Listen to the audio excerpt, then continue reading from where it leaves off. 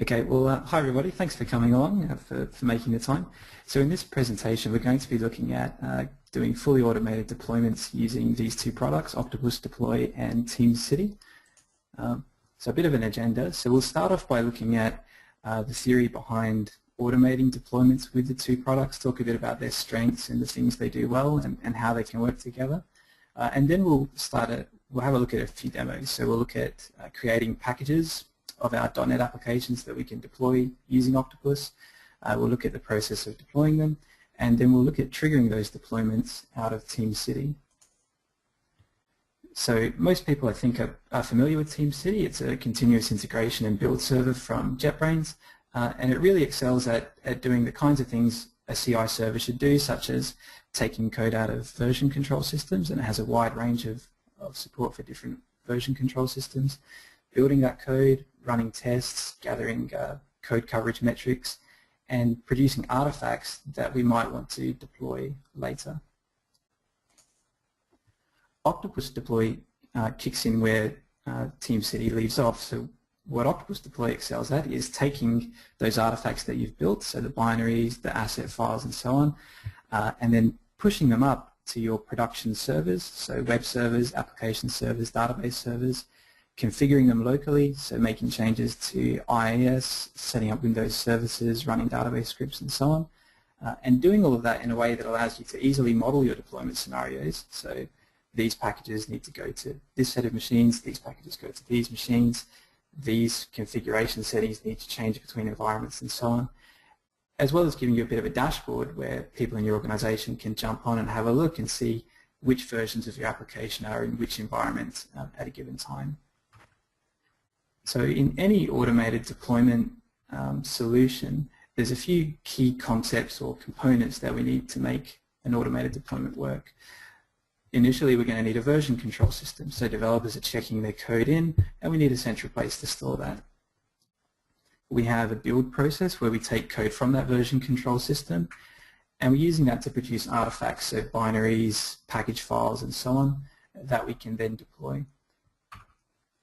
And then the final stage is to deploy them and then to promote them to different environments. So ideally, and the reason why we split these two up, is if we've deployed something to test or to staging, we don't want to go all the way back to a source control system, recompile everything, perhaps get slightly different versions of libraries because things have been patched and so on, and then to be deploying something slightly different into production. So by splitting these two stages, we can reuse the assets we've created, the artifacts, and then deploy them into different environments.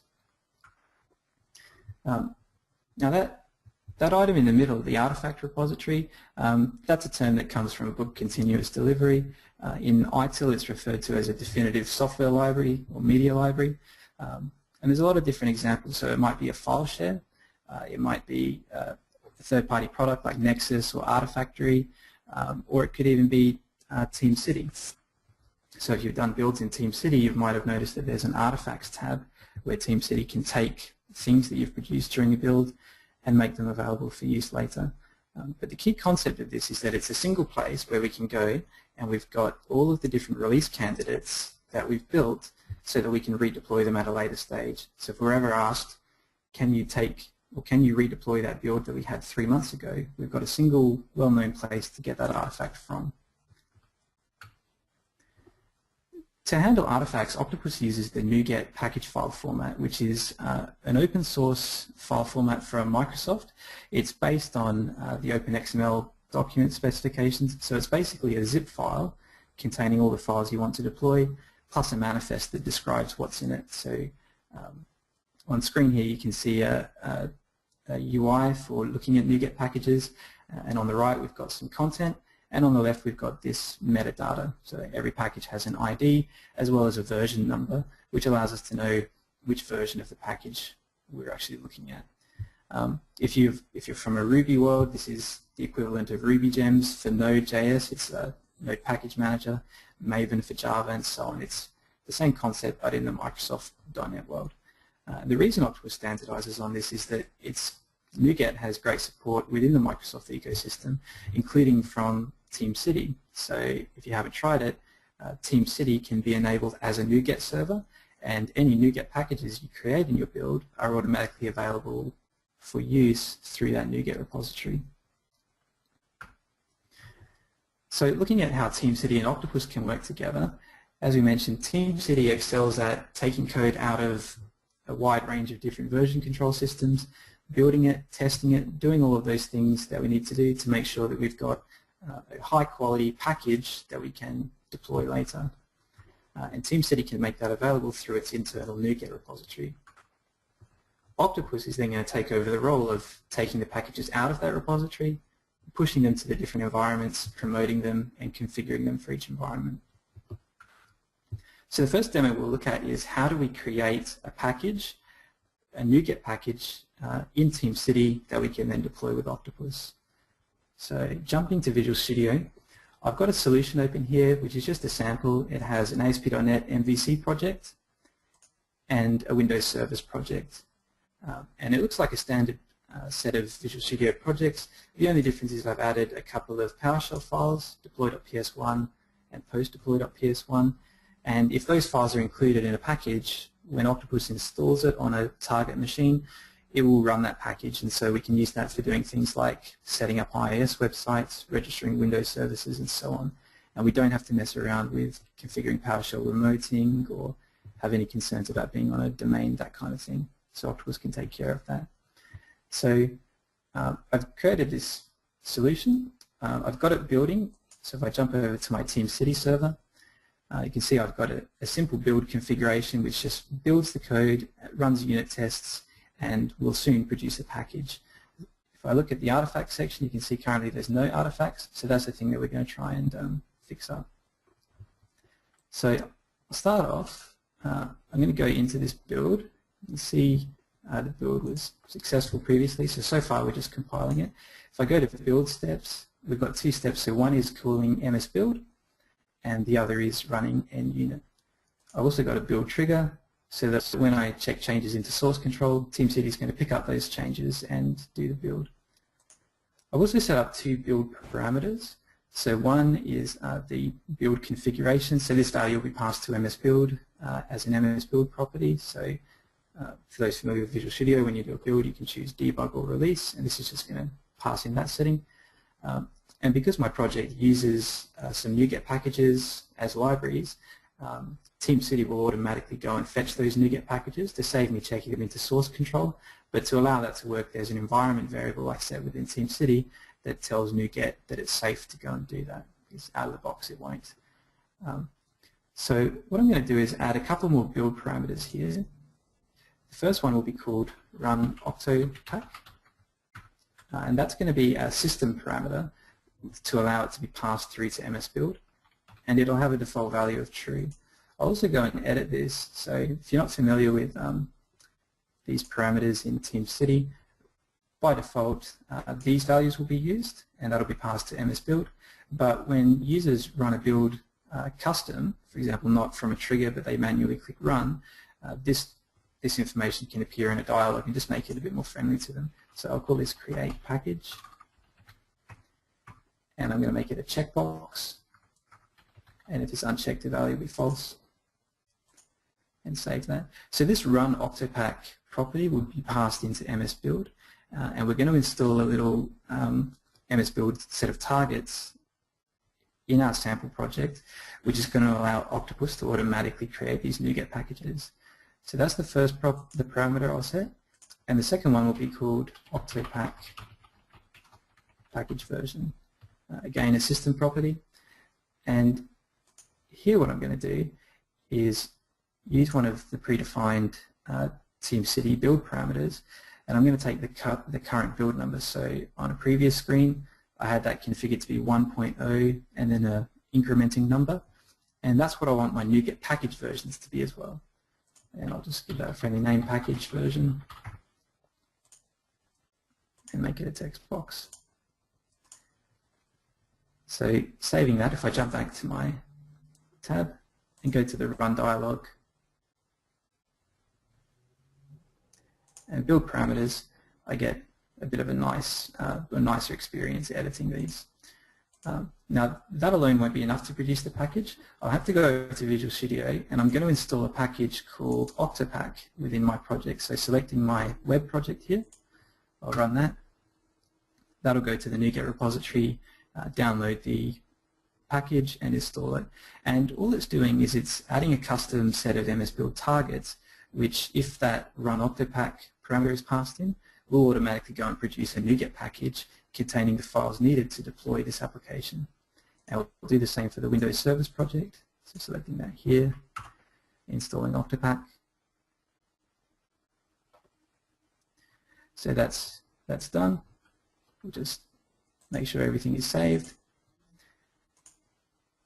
And then the source code for this is on GitHub, so you'll be able to download the source code for the sample and have a look at it. All I'm going to do is add the files that have been added, commit them to my Git repository, and then push those changes up to GitHub. Oh, I'm going to cheat. I'm just going to jump into the UI because I think this is a new branch that I obviously haven't pushed. So I'm going to just run that. And jumping back over to TeamCity, by the time this commit finishes, okay, and then within about 60 seconds, TeamCity should pick that up. It'll do a build, and we should get some artifacts. So, Paul, I'm not sure if there's been any questions yet, but this is probably a good time to take them if anyone has any questions.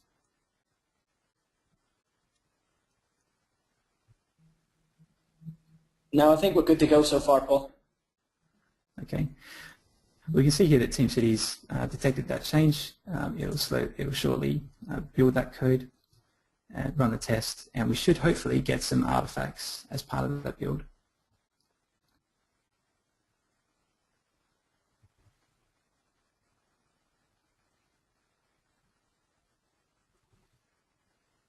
While that's running, I'll just show you some other things I've done in this sample project.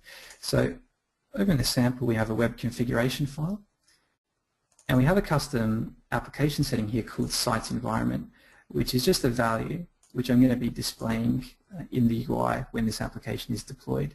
And this value is just going to show the current environment that we deployed to, and I'm going to dynamically change that when we deploy it to the different environments we'll be looking at in a later step.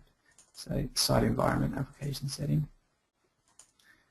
Okay, so this build is almost completed, and you can see some artifacts have now appeared within TeamCity. So if I download this package, you can see we've got the two packages created, and the version number for each package is 1.02, which also matches up to the build in TeamCity. I'll open this using the NuGet Package Explorer UI. So you can see this manifest information has come through to my web project 1.02, and if we look at the files included in the package, it's got the binaries that were built, it's got the views, but it doesn't have any C# files or any other files that we wouldn't want to deploy as part of this build. So just the files necessary for deployment. And the same if we look at the Windows service. So we've got our deployment script, our executable, but none of the C# or other files. So that was produced by Octopack. So that build's complete. Before we go on, so there's one other setting that I've done within TeamCity. So if I go to the Administration tab, there's a set of a NuGet Settings tab. And what I've done is enabled the inbuilt TeamCity NuGet server. So that's available here. And if I take this link and put /packages on the end, we can see that both of those packages have now shown up within this feed. So NuGet feeds are Atom feeds, and that's just happened to show up in my RSS UI. But just to show that those packages have been built and they're available within that inbuilt NuGet server. So far we've looked at taking the code from version control, in this case our GitHub repository, we've built it, we've tested it, and we've produced those packages, and they're available within the TeamCity NuGet repository. We haven't looked at the deployment side of things yet. So this next demo, what we're going to do is take the package we've built with TeamCity, and we're going to push that to a number of different machines in different environments. Now, one of the problems we can face with doing automated deployments is from a security side. So we've got to take these artifacts we've built, the packages, as well as configuration files, potentially connection strings, other things that we might want to keep secret. And we've got to push them to a myriad of different places. So depending on your environments, that might mean an Amazon EC2 instance, a Windows Azure VM role, or data centers that are local, or perhaps over a VPN connection. And those machines are possibly not on the same Active Directory domain, so there might be, you might have kind of a segmented setup where you don't have easy access from your Octopus server to use your Active Directory credentials to be able to push those packages through. So the way we approach this problem in Octopus is we have an agent service that runs on all the machines you plan to deploy to, and it listens on a port, in this case port 10933, and our Octopus server connects and pushes packages out to those tentacles. So instead of having all those machines connecting back into the server and polling it, we just make an outbound connection to the machine we plan to deploy things to. Now in doing this, there's two critical security questions that both sides of this equation are going to be thinking about. The Octopus server is about to push up a package that has your code on it, it's got configuration files, potentially connection strings, and it's going to be pushing those to a machine. And it wants to make sure that that machine is the machine it expects and that someone hasn't just done a man-in-the-middle attack and is intercepting your packages. And likewise, the tentacle, which we call our agent, the idea being an Octopus controls many tentacles, this agent is going to be receiving a package and it's going to be installing it, running a whole bunch of scripts that have a pretty high level of permissions to run. It wants to make sure it's getting them from a trusted source. So the way we approach it in Octopus is using public key cryptography. So when you install your Octopus server, we generate an X509 certificate with a private key and a public key, and we do the same when you install the agent service. And as an administrator, when you set these up, you exchange just the private keys to set up a two-way trust relationship. The idea of this is that the Octopus will only trust commands that it gets, or the tentacle will only trust commands from an Octopus that it trusts, and the tentacle will only accept commands from an Octopus that it trusts. You don't have to exchange passwords. All we're exchanging is the thumbprints of the public keys of the certificates, and we don't have any active domain credential requirements or being on the same domain. And if you've used SSH connecting to Amazon EC2 instances, for example, or connecting to a Git repository, it's basically the same process of this two-way trust relationship. So now let's look at using Octopus Deploy to take those packages we built earlier and deploy them. So jumping to the Octopus Deploy dashboard, Octopus provides a web interface which you use to do your deployments. And our dashboard is oriented a little bit differently to TeamCity. On the horizontal axis we have projects, and on the vertical axis we have projects, and then running horizontally we have environments that you deploy to. So people will be able to see which version of an application is deployed on which environment. If I go to my Environments tab, I've registered a number of machines in Octopus, so each one with the name of the machine and the port that it listens on. And each machine that you create in Octopus can have one or more roles, and those roles are specific to you and your application. You can create as many as you like, and that's the way that you model which packages need to go to which machines. So in this case, in my test environment, I've only got one machine, and it's both an application server and a web server. My staging environment has two, each of them in a different role, and my production environment has 4 machines with 2 app servers and 2 web servers.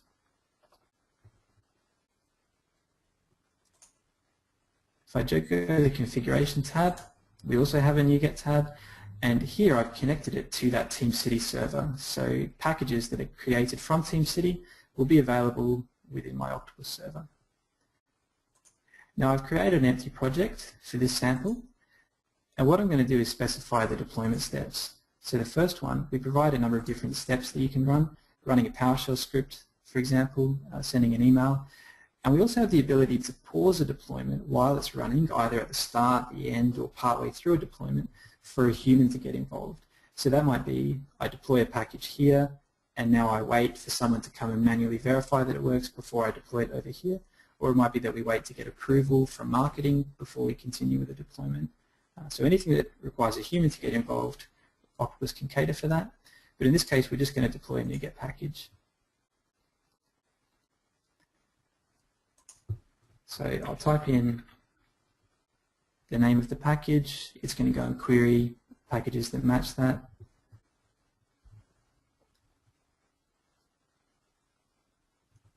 So I'll start off by deploying the web package, and then we choose which roles are going to receive that package. So in this case, a web server. All web servers will receive the package.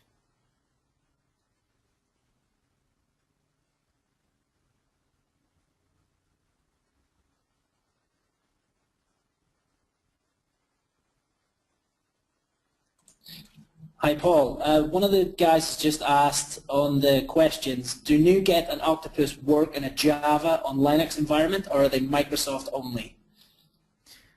At this stage they're Microsoft only. We are looking at, for version 2, having the tentacle agents run on Linux environments through Mono. The difference being, instead of running PowerShell scripts, we'll run Bash scripts, but all the same you'll still be able to use NuGet packages. NuGet does run through Mono on Linux, but the Octopus server is Windows only, and currently the tentacles are Windows only too.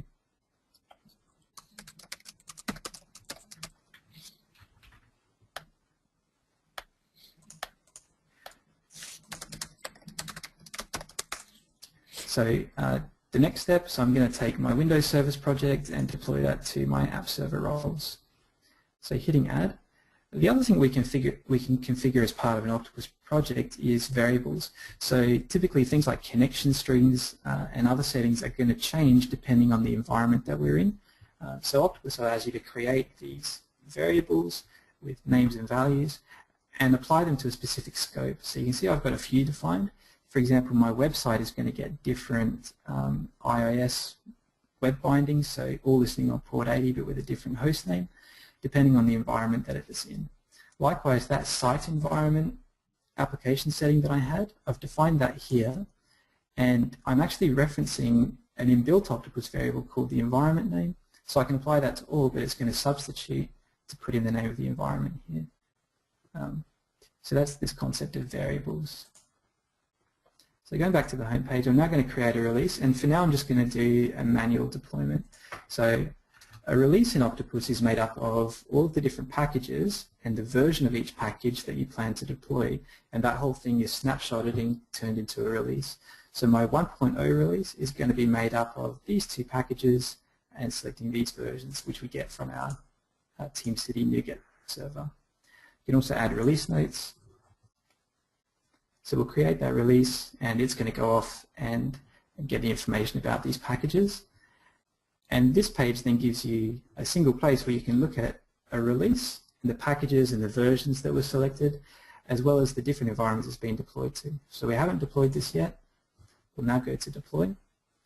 And so this is where we're going to take a release and apply it to an environment. So we'll choose the environment we want to deploy to, in this case my test environment, and I can deploy that. Paul, while that's deploying, someone has asked, do you need to run an individual NuGet package per site or service, or can you have all your sites and services in a single NuPack? Yeah, you could. So you could have one package that contains a number of different websites, a number of different Windows services. The two issues you might have with that are from a versioning point of view. So you might want to update just one of your websites at once without potentially redeploying all of the websites. So typically you'd segment the packages based on that kind of versioning requirement.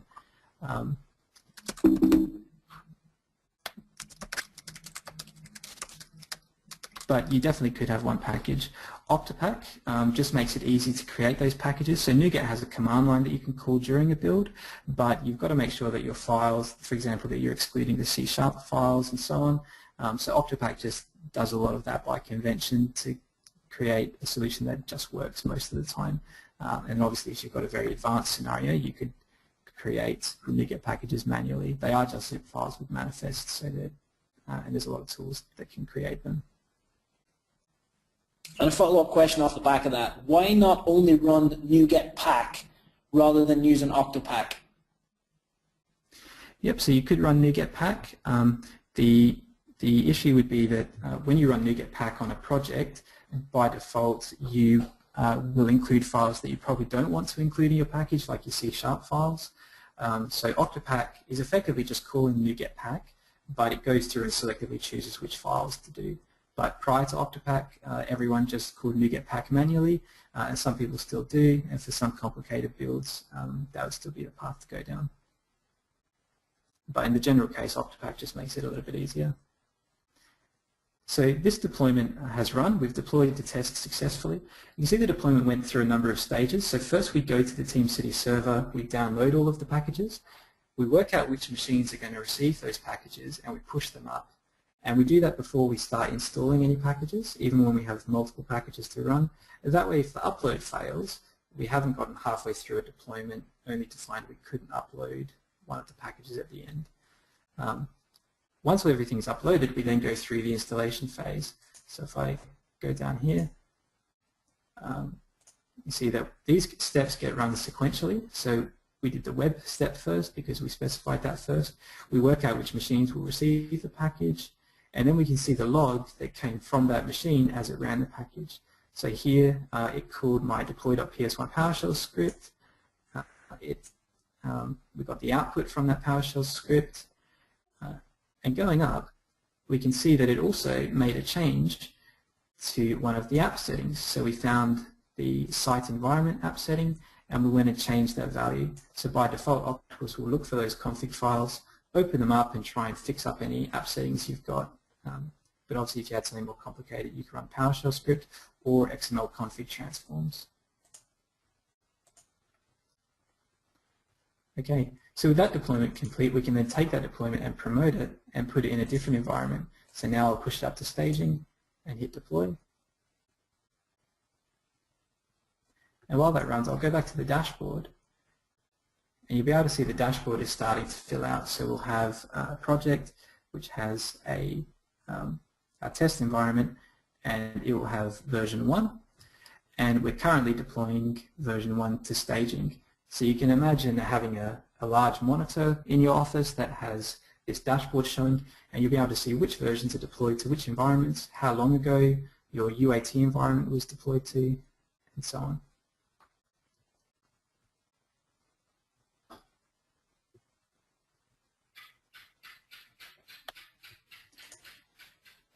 We click through to this. Paul, what type of artifact pattern are you using inside TeamCity? Is it an artifact dependency or is it a snapshot dependency? For now, there aren't any dependencies because we've only got the one build configuration. If we go to the settings, so typically you would use these paths to specify which packages to pick up from a build to make available as artifacts.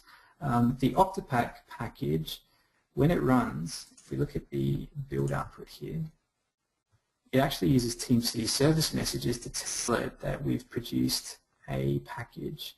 So you can see here, I've got an artifact that I've produced, and here's my NuGet file. And that just saves you wiring up that artifact setting. If Octopack is enabled, then it will automatically become an artifact without having to set that up. In our next step, we'll look at using snapshot and artifact dependencies to then take those and automatically deploy with Octopus. Okay, so my deployment to staging is finished. So we've taken our code, we've built it, we've tested it, we've made it available in NuGet, and then we're deploying that and we've promoted it using Octopus. But so far we've done that manually. So the experience is we're checking code, TeamCity builds it, then we go to Octopus and we manually deploy it to an environment. We can streamline that by having TeamCity automatically tell Octopus to deploy, to create a release and deploy that release to an environment. So that's what we'll do now. So I'm going to go into my project in TeamCity, and I'm going to create a new build configuration. And I'm going to call this deploy to test. We'll skip ahead here. Now this, all of this is going to do is call Octopus and tell it to create a release. So we don't actually have to connect it to a version control system. And for the build runner type, we've created a custom plugin for TeamCity that allows you to call these Octopus, to call an Octopus API to create releases and do deployments. So I'm going to choose the Octopus Deploy Release runner type. And I'll set a bunch of settings to connect it to my Octopus server. So the URL for my Octopus server, if I go over here, I'm going to go to my profile page in Octopus. So obviously we have users can log in using Windows credentials or Forms authentication, depending on your environment. And every user gets an API key that they can use. So we'll take that API key and we'll put it in here. We'll choose the project that we want to deploy, which is this one.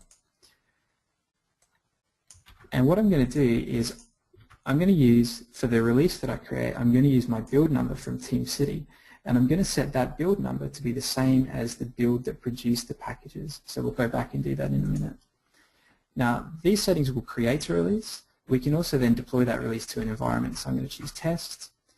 And if we check this box, Octopus will be the target, the build runner, sorry, will do the deployment and it'll wait for it to complete successfully before the build finishes. So that way you'll get an error in TeamCity if there's some kind of problem deploying that package. So I'll save that. I'm now going to go to build triggers and I'll set up a trigger for when a build finishes so that way when my project is being compiled and some artifacts are available, this build will automatically run. And I'll make it only for successful builds. And I'm also going to set up a snapshot dependency. So the idea of these, it's not so important right now, but it will be later. But the idea is that when you've got multiple builds running, you want to tie them to a snapshot of the same set of source code. So you don't want a build that's run a little bit later to pick up a slightly different version of the code. So in this case, we're going to tell it to use the same snapshot as this build.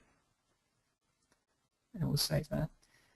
So if I go back to the settings for this build now, I'm going to change the build, and instead of using an auto-incrementing value, I'm going to take the version number from the snapshot dependency that I've added. So saving that, going back to projects. So what I'll do now is I'll just kick off a build manually, and when this build finishes, this build will run, and it will use the version number from this build as the version number for this build because of that snapshot dependency. And then it's going to call Octopus and tell it to create a release using that version number. Paul, just while that's running, there's a few questions in that are quite good questions. Can Octopus handle load balance deployments? So can it tell the load balancer to take apps out of service? Yep, assuming that your load balancer can be automated, so assuming there's an API that you can call or something you can call from a PowerShell script, your deployment would look something like take my web package and deploy it to a set of machines. So you might have in your environment page, you'd have all of your machines perhaps given, red, blue, something like that, so that you can segment them. So you would deploy them all to the first set of servers. Then you would have a PowerShell step that connects to your load balancer, removes those machines, and adds the new ones. And then you would have another step, which is to deploy it to the remaining set of machines. Okay. The next question is, are web config transforms supported by Octopus?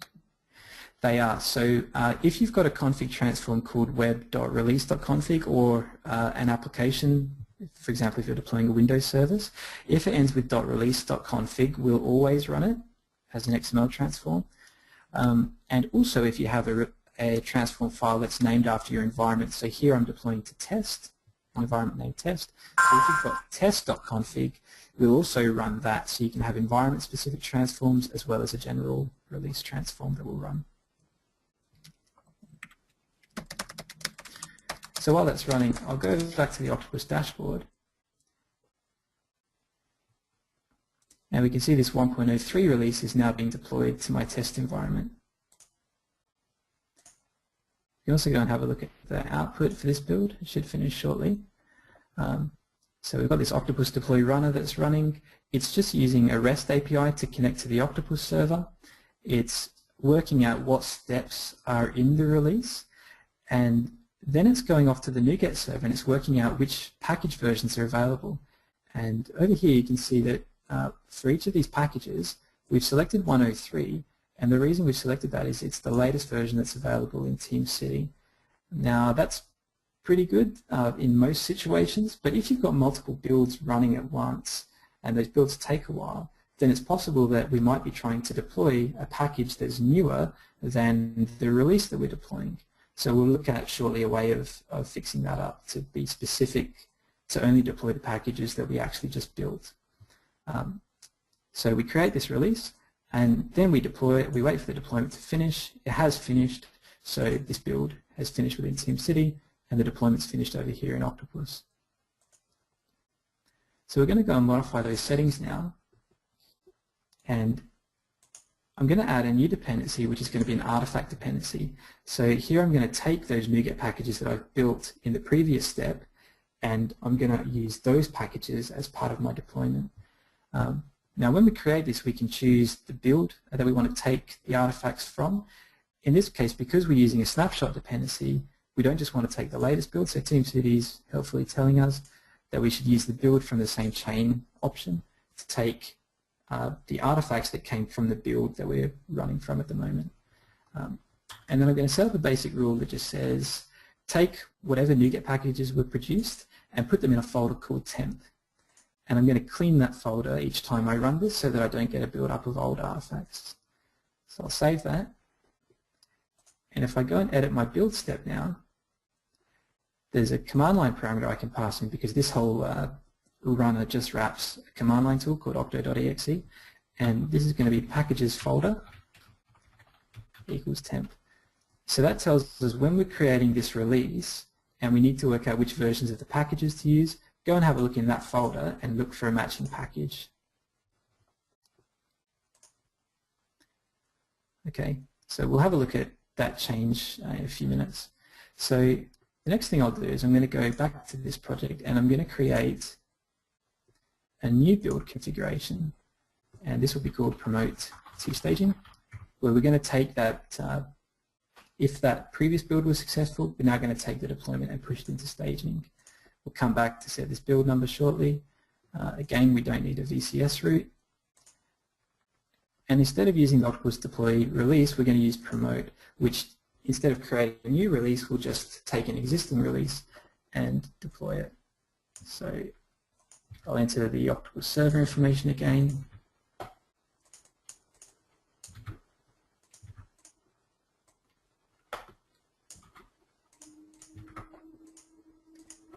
And we'll make it go to staging this time. And again, we'll wait for that deployment to complete successfully.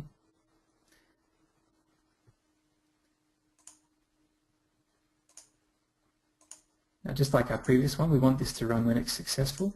And in this case, I'm going to have it run as soon as this deployment finishes. Now, a more realistic scenario here might be deploy it to a test environment and then have another build configuration which runs some Selenium web UI tests or some other set of automated tests that's going to make sure that that deployment worked and that the application's working. And then you'd have another build that says, if that was successful, now promote it to the next environment. But here I'm just going to run this straight after my first deployment finishes. So I'll save that. And then for dependencies, I'll just use that snapshot dependency again to make sure that it's running as part of a chain of related builds. Okay, so now when this build runs, everything will be compiled, we'll get a new set of artifacts, we'll put them in our test environment, and we'll promote them through to staging. And to see if this application is working, we'll just go to test silver sardine. So this value is coming from those variables that I defined as part of my project, where we told it which IS bindings to use. And there's a PowerShell script in this sample that's just going and modifying IS to register these websites. Okay, so we've got our project, and you can see it's showing test up here. If I go to staging,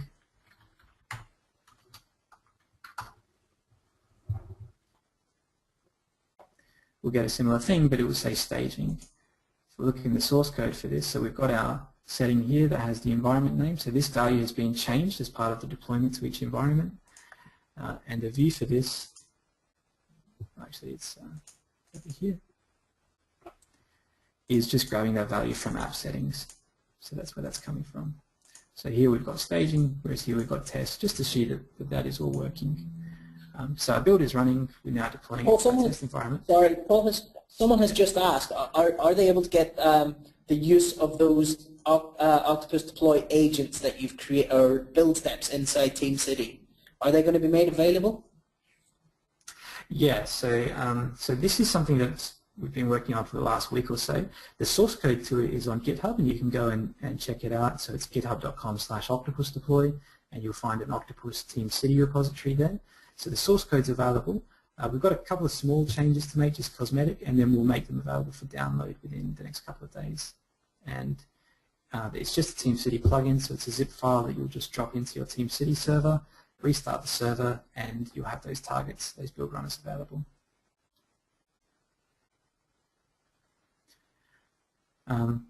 So as part of our deploying to test, you can see it's run through, but the difference in this one is that for each of these packages, we've selected the right package version, and the reason we've selected it now is it says user specified. So in this case, we found it in that temp folder, and we've found that there were these two package versions available, and so that's what we've used. And that way we guarantee that the release that we're creating for 1.04 actually handles the 1.04 packages, and if we have many builds running in parallel, they're not going to accidentally pick up the wrong package versions. Okay, that's deployed to staging. There's been some kind of problem, so we'll go and have a look. So I missed a step. So what's happening here is we go back to our project. Well, these are both 1.04. Here we've just got build number 1. And so we've connected to our Octopus server, and we've told it, take release number 1 and deploy it to staging. And the error has come back and said there is no release number 1. So we'll go back to this project, we'll go to the settings, and here instead of just using an incrementing value, we're just going to take the same value from our previous build. That way we get that continuity through this chain of builds for the version number. So we should just be able to run that.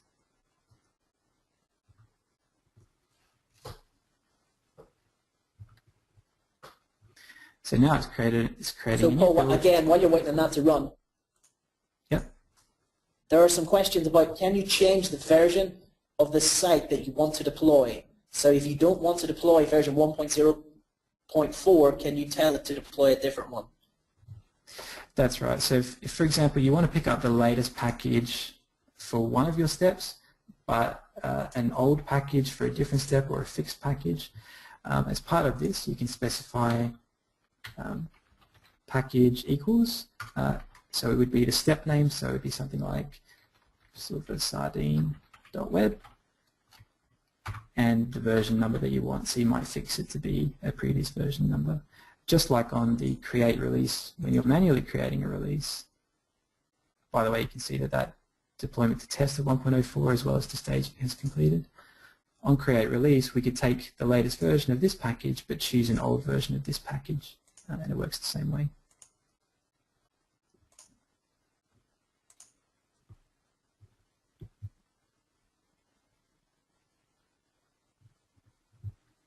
Are there any other questions at this point?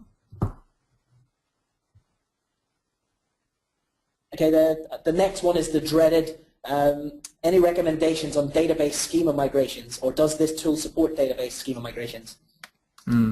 Yeah, that's a big question. So the biggest issue when it comes to database deployments is the way that you keep existing data. So there's tools like Microsoft's database deployment tools, which will perform diffs and then figure out what changes it has to make to a schema. And then there's a migration-based approach where every release we're creating scripts like add a column here, drop a column there, insert some data here, and so on. Now, if you've got an approach based on migrations, you're already halfway there because you've got the scripts that you need to go from one version of your database to another, and that's probably the hardest step. Once you've done that, then the next step is just to figure out how do you automate that. So if you've got something that you can wrap up in a batch file or call from PowerShell, then you can bundle those things up into a NuGet package, and then Octopus can execute that for you on the machine that you want it to run on. So we don't do too much to automate that. As far as Octopus is concerned, it's just another package or another set of PowerShell scripts to run, but you could definitely use those to kick off a migration script. There's tools like ReadyRoll SQL, which you can find, I think, at readyroll.com. I'll see if we can get a link to that. It has Visual Studio, a Visual Studio plugin to make it easy to create SQL migration scripts, as well as to automatically bundle them as Octopus packages, and it runs well on CI servers. But any process that you can turn into something that you can automate, Octopus can then call that from PowerShell and take care of it for you.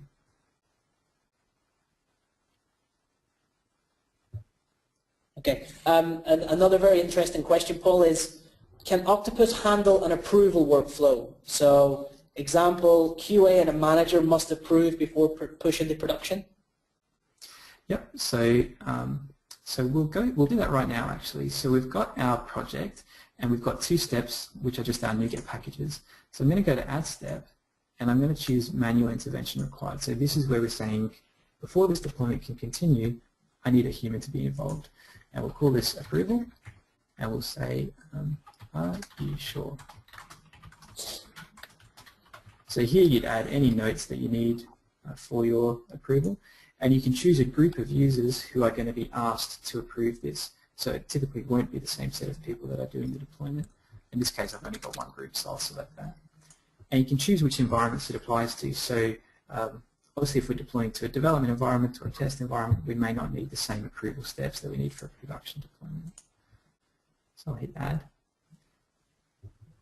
And I'll just change the order of these so that that's the first step that runs.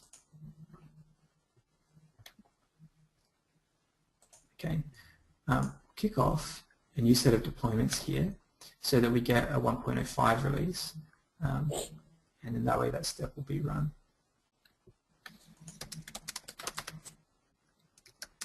In fact, I'll just create one quickly now manually.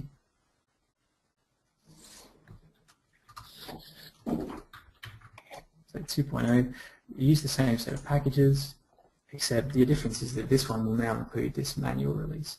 One of the things that we do as part of, as you're creating each of these releases, is obviously in 2.0 we've added a new step, which is this approval step, which didn't exist in our previous deployments. And as part of creating a snapshot for each release, because it needs to be reliable and consistent as you promote to environments, we take a snapshot of the steps that are included too, so that you get that consistency. So I'll deploy this now, and I'll deploy it to production. Octopus also supports the ability to set up permissions for who can deploy to which environment, so you can say developers can't deploy to production, for example. So we'll run this.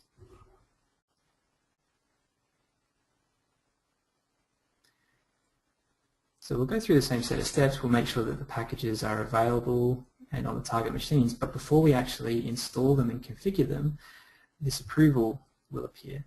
And so that message that I wrote in will appear up here. And then, assuming that I'm the person who gets to approve this, I get to then choose to proceed with the deployment or cancel and fail the deployment here. And I can add notes to explain why I'm doing that. So if I say cancel at this point, then that build's going to fail and it won't go and deploy those packages. But if I hit continue, then it would have continued where I left off. And you can scatter these within your build process, within your deployment process. So you might deploy some packages, then get some approval before deploying a database, because someone's got to manually go and check that something's online, for example. You can kind of put them wherever you like, but we do support that ability for a human to get involved in a deployment that's not 100% automated. Okay, let's take some more questions. Does Octopus support website projects as well as web app projects?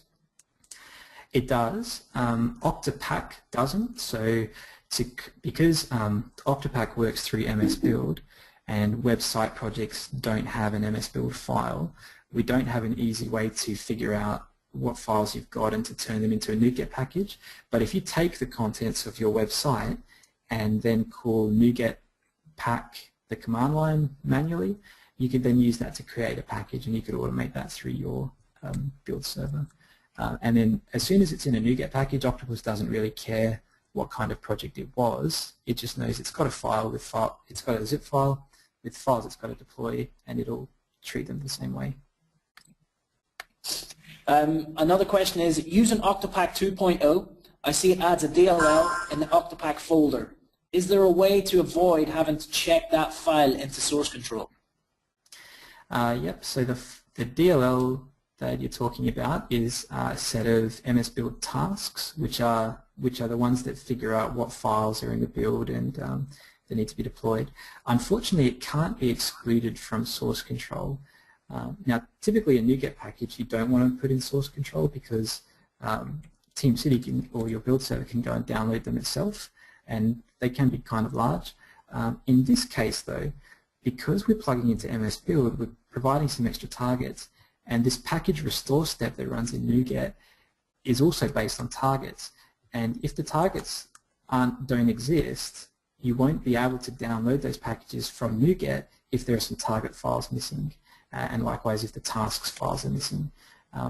So it's something we're going to look at to see if there is like some tricky way that we can wait until after to make sure that DLL is available. But so far I don't think there is a way, so that DLL does have to go into source control if you're using the package restore option.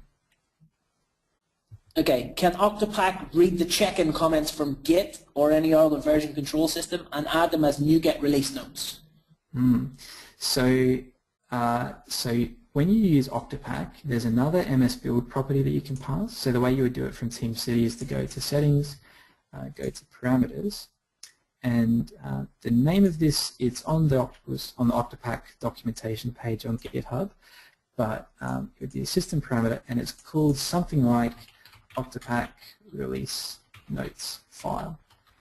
And here you just put in the path to a file that contains your release notes, and then if those are release notes that you've got, for example, you might run a git status or to list what check-ins you had, and I know TeamCity actually creates a file that has a list of the check-ins that were involved, and it provides that as a file. So you can reference that file, and then Octopack will pick it up and include that in the release notes of the package it creates.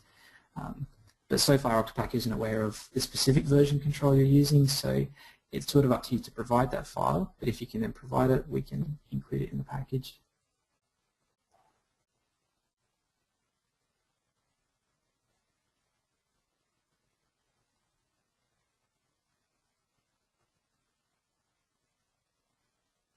Okay, that's it for my demos on this, and I think we're getting towards the end. So here we've looked at creating those packages in TeamCity using the Octopack MS Build Targets plugin. We've had TeamCity make sure they're available in their NuGet repository. We've deployed them with Octopus manually, and we've looked at the different ways of triggering those deployments from TeamCity. I'll put this links page up so you can get to any of those. I mentioned the plugin that we were using for TeamCity. It's available on GitHub at the moment in source code only form, and then in the next couple of days we'll make it available as a zip file that you can just install to TeamCity. And the sample code that I was using is available from here as well. If there's any other questions, I'd be happy to take them. Yeah, we've still got quite a few more, Paul. Okay. Can Octopus take artifacts from Artifactory or Nexus or any other third-party artifact system? Or is it NuGet only at the minute? Yeah, it's NuGet only. I think it's either Nexus or Artifactory does have a NuGet feed. I think it might be Nexus, but I'm not sure on that. But yeah, as long as they can provide a NuGet feed, then we can consume them. It would be wonderful to have adapters to plug into the different repositories, and if people wanted to let me know if there are any popular ones that would be good targets, then we could definitely look at that. But yeah, so far it has to go into a NuGet feed. But any NuGet server, for example, a file system, a file share, for example, we can consume from that as well. Okay. What about email notifications for your workflows? Yep, so here we looked at deploying a NuGet package as part of a deployment, as well as that manual intervention step. You can also do an email step. So your process might be send an email to marketing to tell them we're going to do a deployment, then deploy some packages. So that would be the first step that you would add. And so you fill in the to list, you set up your SMTP server settings, and then you can refer to those Octopus variables, like the name of the environment, in the body of the email that you're writing. Okay. What credentials does the tentacle run under when trying to install Windows services or websites, and can this be specified? Yep, so when you install the Tentacle agent on your machines, so Tentacle is an MSI that you run. It installs and it runs as a Windows service, and by default that Windows service runs under the local system account. And the reason we do that is just because to save you setting up credentials that are specific to that, it's just easy to run under that account. And the reality is that the things you're deploying are probably going to be modifying services, modifying IIS. It has to run under some kind of high privileges, not necessarily an admin, but it's going to need a lot of privileges to be able to do those things. So the system is kind of the best default choice. But once you've installed that Tentacle agent, you can go to the properties in the services control panel and change that to be a custom user. You've just got to give it permission to listen on that port, and then to be able to do all the things it needs to be able to do, like access the file system, modify IIS, and so on. You'll find it will probably approach admin level credentials, but it's completely up to you to set up that user, give it the permissions it needs, and then change the service to run under that account. Okay, a very interesting question is, are there any transfer optimizations during deploying binaries to tentacles? So if you're deploying again and most of the files are the same, will Octopus be clever enough to only deploy what has changed? It would be really nice. Unfortunately, we don't. So when you're deploying, it's obviously a NuGet package that's being pushed up. We split that into chunks and we send it over. That file is a zip file, so it is compressed already, but we don't do any kind of differential. These files have changed, so only upload the ones that haven't changed. It is a really nice idea. It perhaps involves a bit of chatting back and forth between the two servers to work out what files have you got, perhaps hashing them and working that out, but so far we don't do it. Okay. This is just a general one. Is it possible to use NuGet to package Java applications without Visual Studio being involved and thus letting Octopus deploy them? Yeah, you could. So people use Octopus to deploy classic ASP applications as well as Node applications and even native applications. So as long as you can take the files you need to deploy, the Java files, the jar files, whatever you've got, and then put them into a NuGet package, which is, as I said, just a zip file. So there's a command line tool called NuGet.exe. You would call NuGet.exe pack, give it the Java files you want to package up, anything you need to run your application. That gives you a NuGet package, and then Octopus can deploy it, and you don't need to use Visual Studio to do that. As long as you can call NuGet.exe from the command line, you'll be able to create those packages and deploy them. Okay, guys, this is Rob. We've reached our time. I'm not sure, Paul. It's pretty late there for you. I don't know if you have time to take one or two more questions, and then we will try to follow up on the blog post when we publish the webinar recording. Maybe we can respond to some of the questions that we didn't get to, because there are quite a few. Yeah, sure. I can stick around for probably another 20 minutes or so. Okay, Paul Stack. I'm not sure. How does it look for you? Yeah, I've got another 30 minutes. It's okay. Okay, great. Thanks, guys. So another set of questions, Paul, that's coming through is there a way that you can do scheduled releases or nightly builds on a schedule with Octopus? Yes, and soon. So in Octopus, we're looking at the ability to do a scheduled release. So hopefully our next release, our 1.4 release in a couple of weeks, will include a feature that allows you to, when you create a deployment, instead of having it run right away, have it run at a specified time, but that'll be a one-off thing. So you'll, as part of a deployment, you'll specify that time. Later on, we're looking at a feature to automatically do those deployments repeatedly on a schedule, so pick up whatever packages are available and deploy it every night. But the easiest way to do that for now would actually be to use TeamCity to have a scheduled build. So where I went to the build triggers settings in the TeamCity build, instead of doing a finished build trigger, you can choose a trigger based on the time. And so you would have TeamCity do that build, and then TeamCity could go and create or deploy that release and have TeamCity coordinate that. Okay. Does Octopus retention policy work in the Octopus package directory path folder? Okay, so just for everyone else, so Octopus has this idea of retention policies. So you can imagine after a few years of using the product, you're going to have a lot of releases, a lot of deployments that you've done. You probably don't need to keep things from years ago. So by default, we have a retention policy, which is to keep everything forever. You can add your own retention policy and choose which projects that apply to keep releases and the files for them for so long. Now, the retention policy applies both on the Octopus server, so we delete things from our database, and it also applies on the tentacles. So the folder that the packages get deployed to, I'll just jump over. Hopefully you can see this remote desktop connection.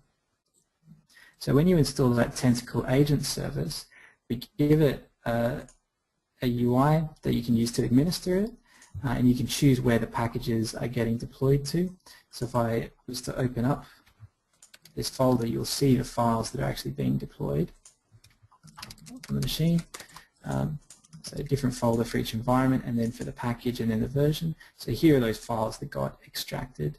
And yes, these files will be deleted. So we'll go back and delete these as part of the retention policy.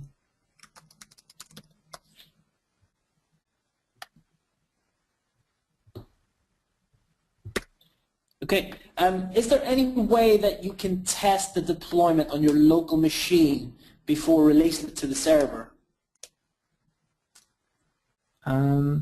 There will be in the next release, so it's a feature that's already built and is working. We just have to bundle it in our 1.4 release.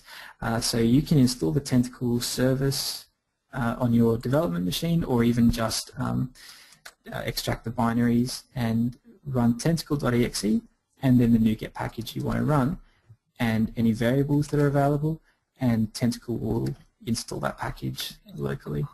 And you can also use this, for example, you might use Octopus to push out to most of your environments, but there might be one environment where you just have to give files to an admin on a USB stick and they'll install things. So you can use the tentacle.exe version to do that and just have people run them manually.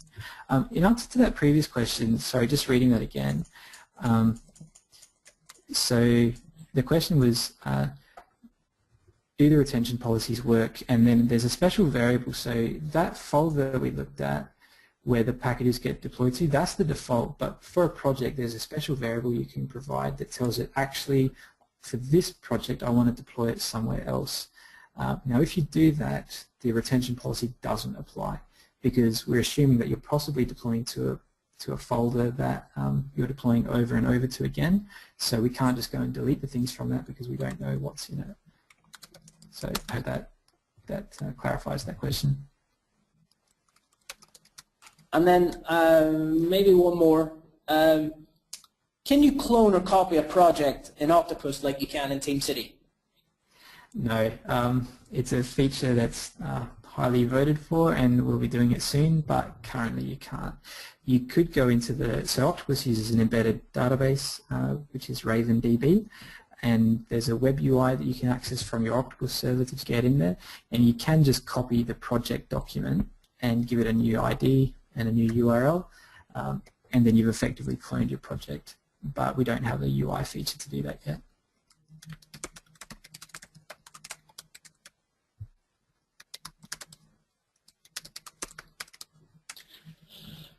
Okay, somebody's just popped in a new question. What's the principal difference between deploy and promote?